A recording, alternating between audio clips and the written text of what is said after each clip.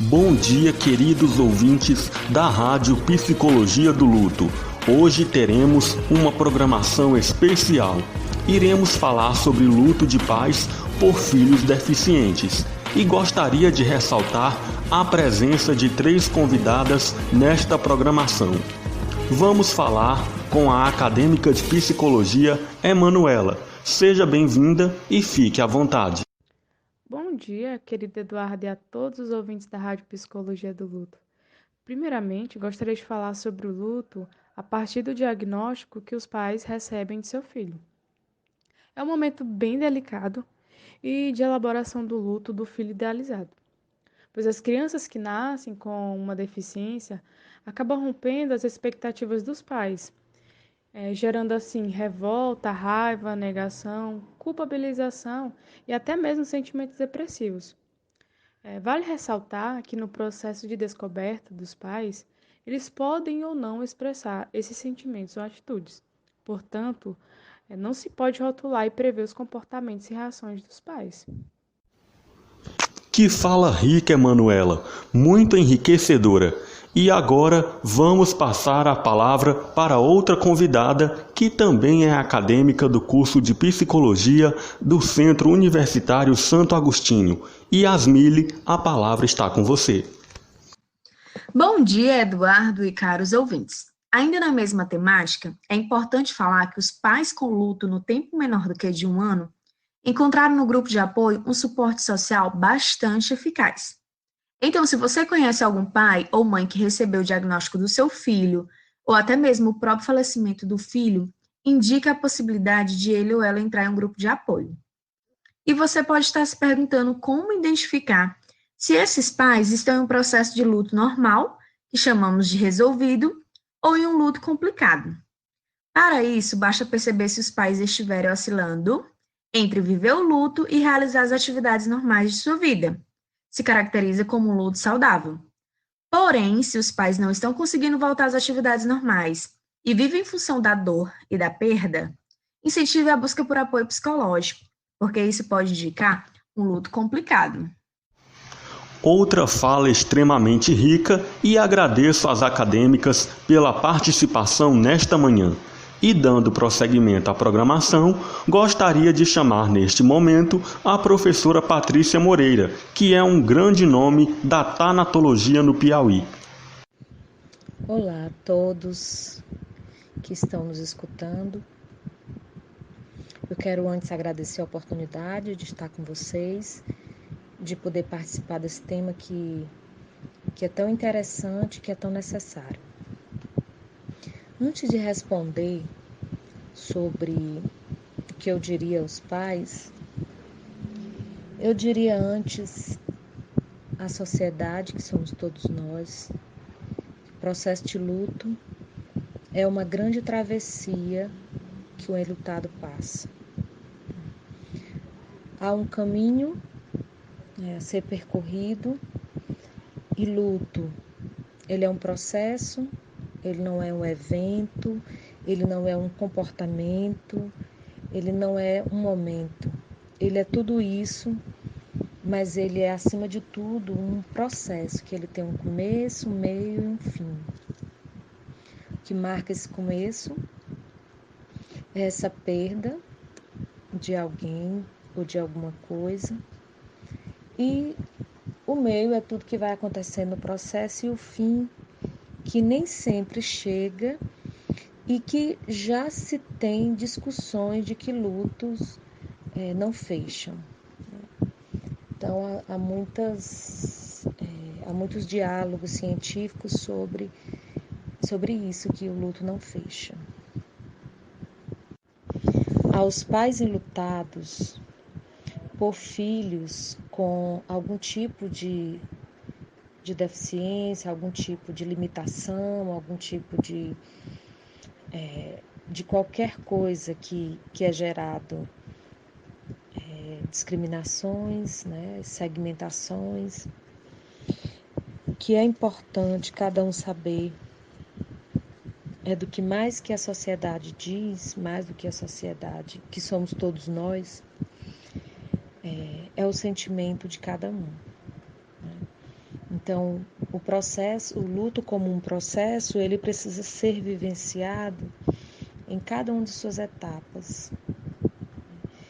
Eu tive uma experiência muito pequena no CI e no CID, e eu observei que muitas mães, elas tinham um sofrimento muito grande, os filhos delas em tratamentos nessa instituição, o CI um centro de reabilitação, e dentro do que eu encontrei nessa curta experiência, foram 4, 5 meses, eu não lembro, elas tinham um sentimento muito grande de culpa que, segundo elas, companheiros e às vezes familiares acusavam, apontavam de elas serem seres humanos imperfeitos que produziam outros seres humanos imperfeitos, né?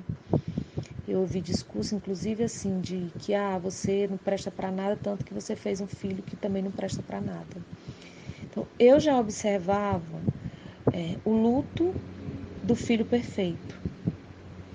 Já observava também um processo, né, de perda diante desse aspecto. Para os pais enlutados por filhos com deficiência, essa dor vai ser igual a todas as outras. E talvez tenha algo diferente, que é o estigma que a sociedade lega, como se fosse um alívio para esse pai e essa criança que morreu, ou esse adulto, ou esse... Acompanhei um período de uma mãe que tinha um filho com síndrome de Down, ele já tinha 38, 39 anos, ela se dedicava a ele profundamente. E quando ele morreu, muita gente disse para ela, agora você está livre, você vai viver sua vida. E ela falava para mim chorando que a vida dela era ele, que ele fez todo sentido a vida dela, como é que ela viveria agora sem ele. E que estava doendo, além da perda dele, estava doendo pela saudade que ela sabia que sentiria, mas estava doendo muito mais os comentários que as pessoas faziam.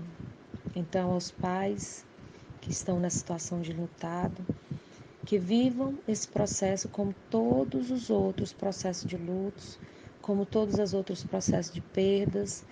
A perda vai ter um significado, quanto mais forte for o vínculo, mais forte esse sentimento, esse vivenciar desse luto também. E a forma da morte também vai dizer sobre esse processo, sobre essa vivência de luto. Então, se sentir vontade de chorar, que chore, se sentir vontade de expressar de alguma forma essa dor, esse sofrimento, essa saudade. Quando o sofrimento ele está intenso e se perde todo um sentido de vida, também é importante que se procure a ajuda de um profissional que seja especializado no tema. Então, para os pais que estão enlutados por perda de filhos, a literatura diz que esses pais, o luto de um pai e de uma mãe, eles são vivenciados de uma forma diferente, porque há todo um processo cultural de que na ordem da lógica, os pais morrem primeiro que os filhos. Então, um pai, uma mãe, uns cuidadores, eles nem sempre estão rompendo com essa lógica. Então, quando o vínculo é muito forte, essa dor também vai ser muito forte. Aos pais enlutados por perda de filhos com deficiência, com limitações físicas ou de outras ordens, existem muitos grupos de apoio e hoje tem já grupos virtuais. Tem grupos específicos. Eu faço parte de uns treinamentos de uma fundação da Elisabeth Kübler-Ross, e em todo o Brasil há muitos grupos específicos de enlutados, como uma forma de apoio, como uma forma de suporte a esse momento que é tão difícil. E esses grupos, eles foram iniciados por também pessoas enlutadas. E esse processo de luto, essa caminhada, às vezes ela é muito difícil se vivenciada solitariamente. A sociedade hoje, inclusive, ela interdita ainda o processo de luto. Nós podemos chorar no dia do velório, podemos chorar na semana, podemos chorar com 15 dias, mas depois as pessoas próximas, a sociedade começa a dizer, bora, vamos virar essa folha aí, essa pessoa está bem em tal lugar e quer te ver feliz. Quando essa pessoa se lutar, ele precisa chorar, ele precisa entrar em contato, precisa acessar essa dor, precisa sorrir, precisa viver, precisa dar seguimento à sua vida, mas precisa também acolher essa dor, chorar quando é necessário, expressar, ficar revoltado se for o caso, revoltada. Mas esse processo, ele não é um momento qualquer, ele não é um evento qualquer. Ele marca a vida de cada um e ele é necessário ajuda. Todo enlutado precisa ser acolhido, precisa ser cuidado. Caros ouvintes, chegamos ao final do primeiro quadro desta programação, mas gostaria de chamar minha colega Isabel para dar continuidade. Abraço para todos os ouvintes e Isabel, a fala está com você. Bom dia, Eduardo e caros ouvintes. Hoje temos um programa recheado de conhecimento e acolhimento. Então, permaneça ligado na Rádio Psicologia do Luto. Dando prosseguimento ao programa, gostaria de chamar a acadêmica Mariana para falar 2 mitos sobre o luto de pais. Bom dia, Isabel e ouvintes dessa manhã.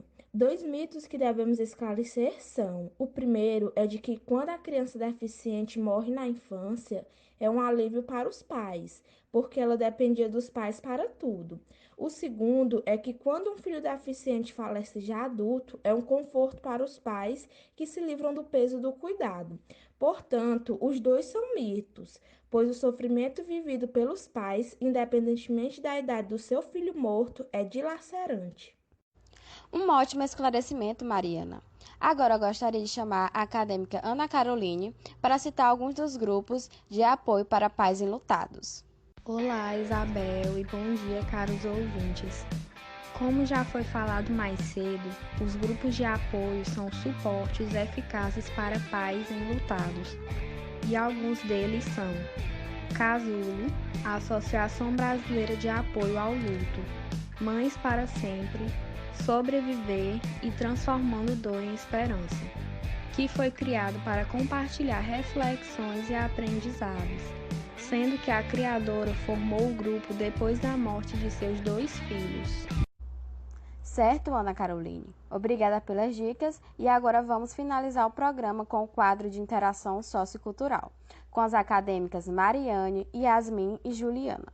Bom dia a todos da Rádio Psicologia do Luto. A música do dia é Epitáfio dos Titãs.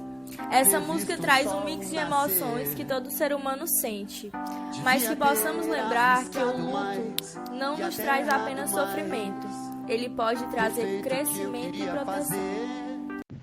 Bom dia, ouvintes! No Momento Cineminha de hoje vamos indicar um filme que se chama Beleza Oculta. Ele retrata a vida de um publicitário que, para lidar com a perda de sua filha, escreve cartas endereçadas a destinatários inusitados. Caros ouvintes, me chamo Juliana e para finalizar o quadro de hoje, vamos refletir com a seguinte frase: a saudade eterniza a presença de quem se foi. Com o tempo, esta dor se aquieta, se transforma em silêncio que espera, pelos braços da vida, um dia reencontrar. Padre Fábio de Mello. Chegamos ao fim de mais um programa. Um excelente dia a todos e até a próxima.